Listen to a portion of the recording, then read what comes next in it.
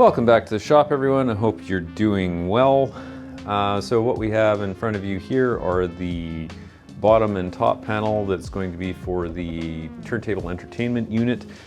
So yeah, we're going to clean up all the glue on these, get them down to size, and then I'm going to thickness the rest of these and move them into the clamps and kind of go from there.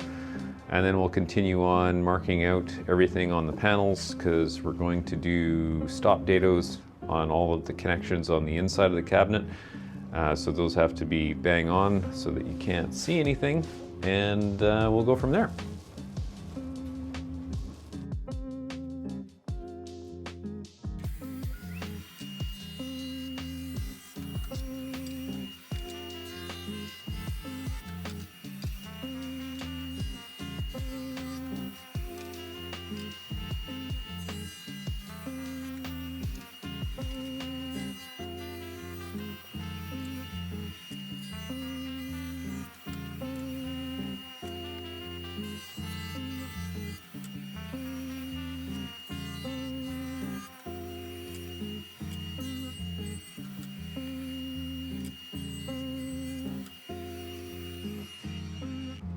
Just to give you guys a quick idea of how many panels this is actually going to be. So these are the two big ones. These are 48 inches by 20 inches. And then in the background, I have 1, 2, 3, 4, 5, 6 more panels.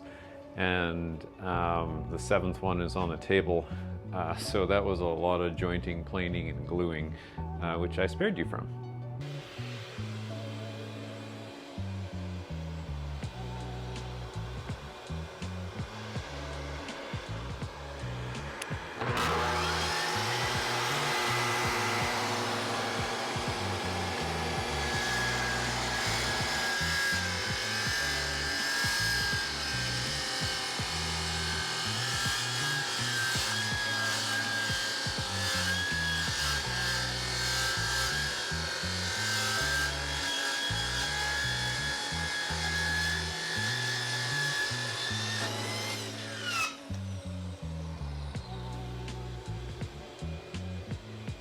All right, what we got here is one of the side panels of this whole turntable item that we're building. What I've done here is I've set up a stop, or I've put a line in here where I'm going to stop my router. Router in the background there, it's going to ride against the part of my track saw track. So I've spaced out how deep I have to cut, and I'm going to take it down to 1/4 of an inch. So I'm going to do 2 passes, cut that out, and then go from there.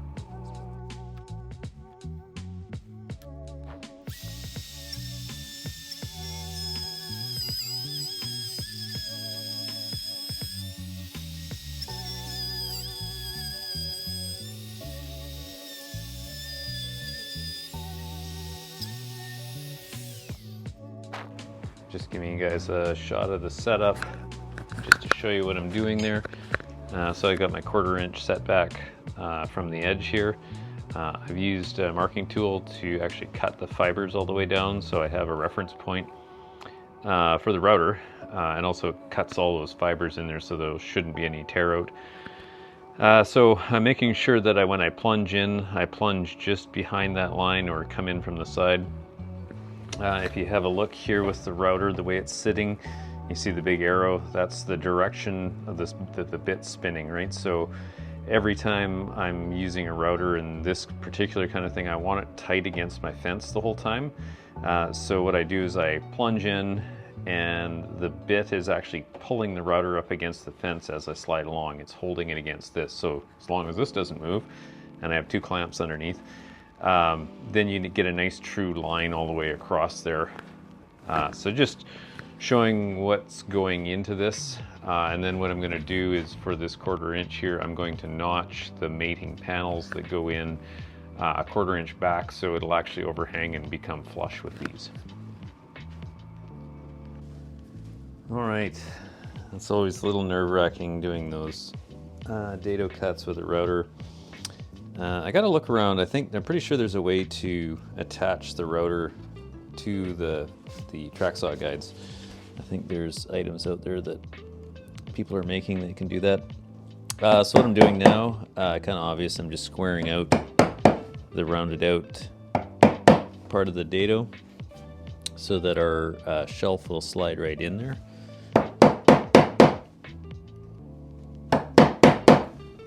Just a little bit of chisel work. And when you're doing this, if you're doing this, go slow.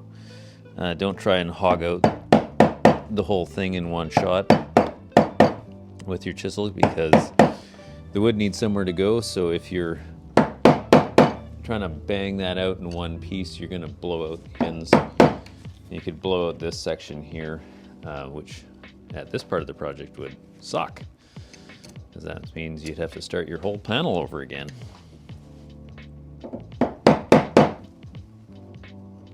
Yeah, just kind of back and forth, clear it out, make sure it stays square. I'm not great with a chisel, but as long as they're sharp and you go slow, most of the time, it's all gonna be okay. So yeah, I'll clean that out a little bit more, just fine tune that edge a little bit. I think I gotta bring it out just a hair more. So I'll peel that out, and then I'll flip it over, do the next one, and then on to more cutting. All right, moving on to the record dividers. What we've got here is I got 3 pieces that are gonna go in vertically underneath on the bottom shelf. Then these are gonna divide records up. So there'll be technically 4 spaces, but 3 dividers. And what I did, I started out, as you can see here, with my erased line. I did a large 3-inch circle. Figured that was too big, so then I narrowed it down. And because I think I might have to make another one of these, I just cut that same radius out on a piece of scrap ply, and then I could just use this as a visual template to how big of a crescent I wanted in there. And this is the size that aesthetically made sense to me. So that's what we're going to do next. I'm going to take these over to the bandsaw, start cutting these out, and then we're going to clean up the edges on the sander and install those and see how they look. So far everything else is coming along fairly smoothly, and yeah, I like where everything's going.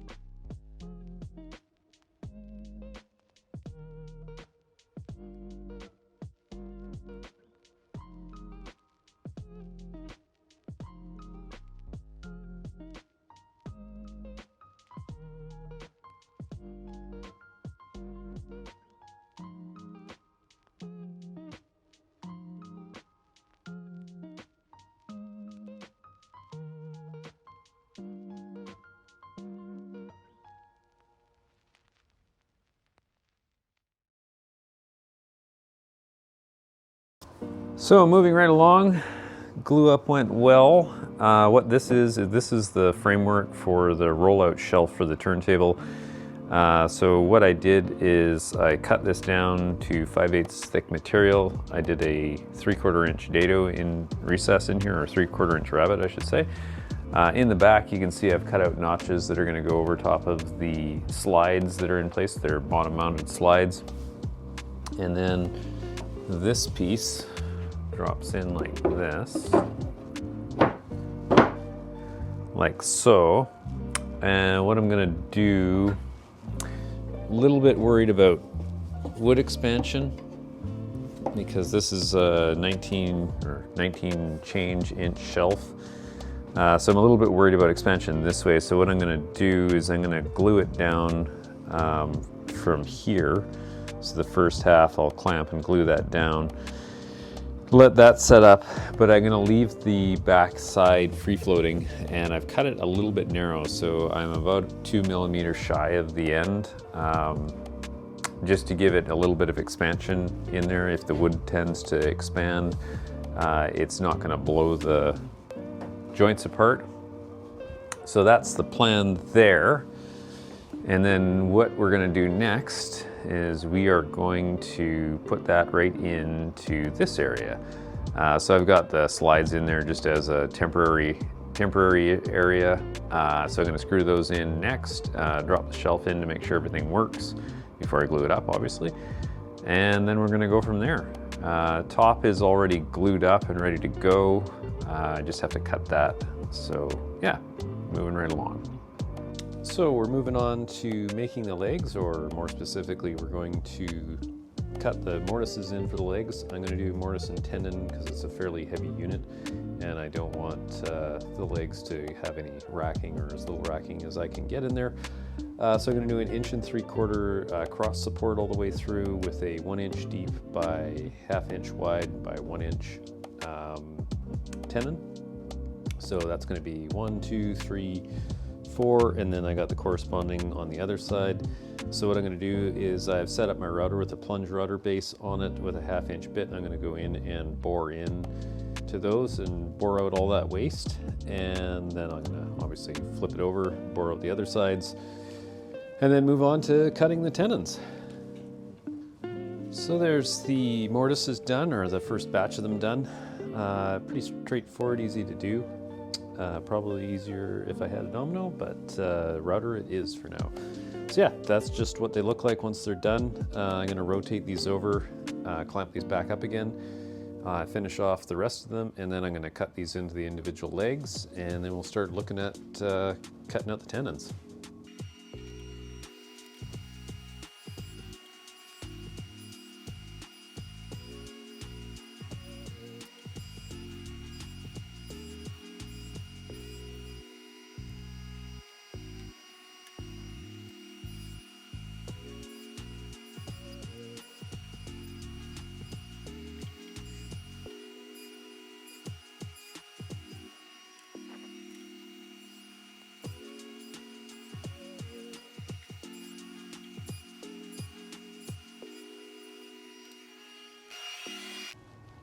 So these are the legs. This is the first one I did just as a prototype. It's hard to see in this light, but these have 45s on all the edges. I chamfered it over on the router table. It looks fine. There's nothing wrong with it. I just think it'll look a little bit better aesthetically. What I'm gonna do is actually cut these off. This is like a 15, 17 degree angle, I think.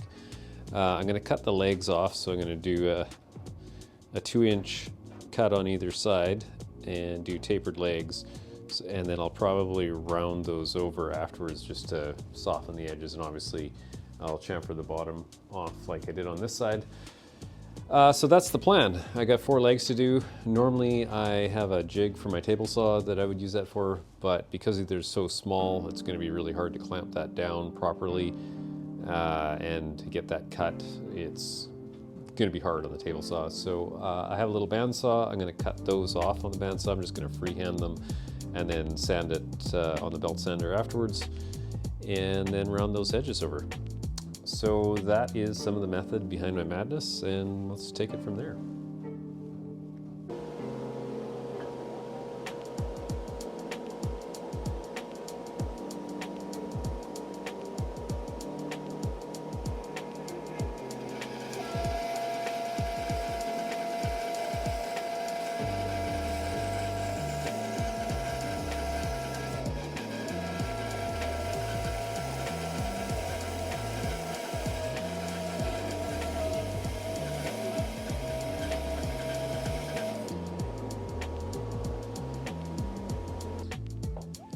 So those are all done.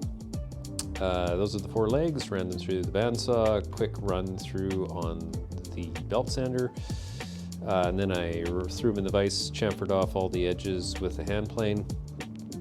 So they're all nice and clean. Chamfered the bottom edges so that when they're sitting on the floor, there's a little bit of a drop shadow and the edges don't get messed up. I'll probably put felt pads on there as well, but just in case they're sitting on a bare floor, the edges won't catch and get marred up there, which is why I like to do a chamfer on the bottom of them. So now I'll do one more dry fit, and then I'm going to glue this whole mess up and mount that thing on the carcass and go from there. All right, legs went well, glue up went well yesterday. I got everything put together last night. Took the clamps off this morning, set everything in, it all looked good. I did a check to make sure everything was flat. It was, which is always a bonus. It's screwed down into the base, and I coated everything on the underside with Osmo 2K oil, which I've never used that particular 2-part polymerizing oil before. So I put it on the base first so that if I didn't like it, I didn't have to continue using it. It looks quite nice though, it's got a nice sheen to it, so I'm gonna keep going and do the sides and everything with it. So yeah, next thing I have to do is try and flip this over without damaging anything. It's starting to get fairly heavy. It's in the 100-pound range now, 80 to 100 pounds I would guess. And it's too big to just pick up and rotate in the air and then set it back down. So gonna figure that out next, get that thing stood up, and then we will start working on the top. Recoat the sides, and we're getting close to done.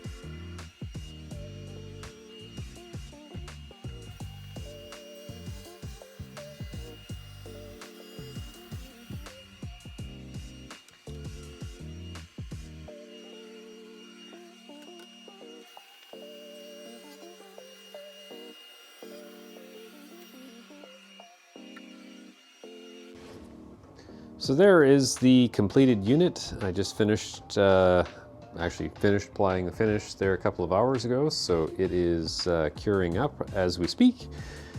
Once again, if you like this kind of content, please give the video a like. If you want to see more of this, please consider subscribing to the channel. I'm going to continue to put these videos out as I do builds and move on from there. Super happy with how everything came out. We did the rollout shelf, if you mean following along. It's undermount slides, soft close so you don't smash the turntable through the back of the unit. The record dividers down below, obviously with some records in there already. And then an added bonus that I didn't put in the video, but I thought I'd show everybody, is this little guy. And what that is a media display. So you can actually just take the record, put it on the turntable, and then put the art on display. It won't be in this unit, obviously, it's going to go on top. But yeah, this was a fun little build. I built it while I was waiting for one of the panels to glue up. I had the idea and I'm like, oh yeah, that'll be kind of neat. So might do a quick video on just the measurements and stuff for that. It'd be a fun little gift idea for people. Pretty easy to build. It's about an hour's work, probably start to finish if you've got the material. And I think it's nice. The client didn't ask for it. It was just something I thought of as I was going through it. So I'll just give it to them and see if they like it. But yeah, that's our build to date. And as always, I hope you enjoyed watching the videos and have a great rest of your day.